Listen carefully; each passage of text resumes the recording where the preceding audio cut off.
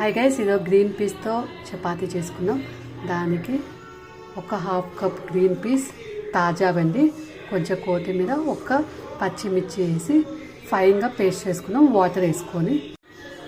Hi guys, ఈరోజు పచ్చి బఠానీలతో చపాతీ చేసుకున్నాము.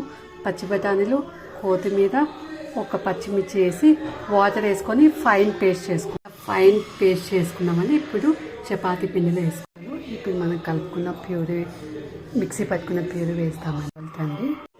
సరిపడా సాల్ట్, ఎటువంటి వాటర్ లేకుండా ఇది మిక్స్ చేసుకున్నామండి. ఇలా వచ్చిందండి. ఇప్పుడు కొంచెంగా వాటర్ యాడ్ చేసుకుంటూ కలుపుకుందాం. ఇప్పుడు కొంచెం ఆయిల్ వేసేద్దామండి. ఆయిల్ వేసి కలుపుకుందాం. ఈ పిండి ఎంత బాగా టిక్ చేసుకుంటే మనకు అంత బాగా వస్తాయి. చూసారు కదండి, సాఫ్ట్గా కలిపేసుకున్నాము. ఇప్పుడు దీన్ని ఒక హాఫ్ అన్ అవర్ రెస్ట్ ఇద్దాం మూత మూసుకొని. నేనైతే కంప్లీట్ అయిన ఆయిల్ ప్యాకెట్లో వేసేసి క్లోజ్ చేశాను, ఎందుకంటే ఎక్సెస్ ఆయిల్ అంతా వేస్ట్ కాకుండా. మళ్ళీ ఒక్కసారి కిచ్ చేసేసుకుంటున్నానండి.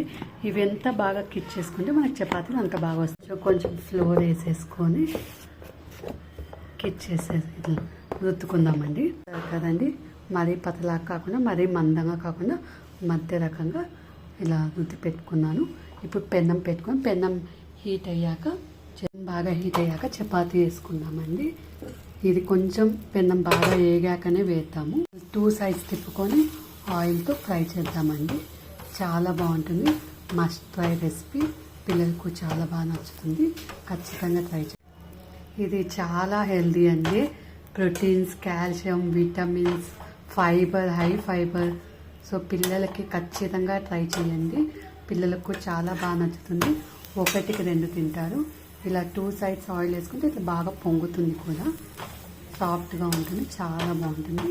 మీకు అని నచ్చితే మీకు ఎలా కింద కామెంట్ చేయండి. Please like, share and subscribe my channel.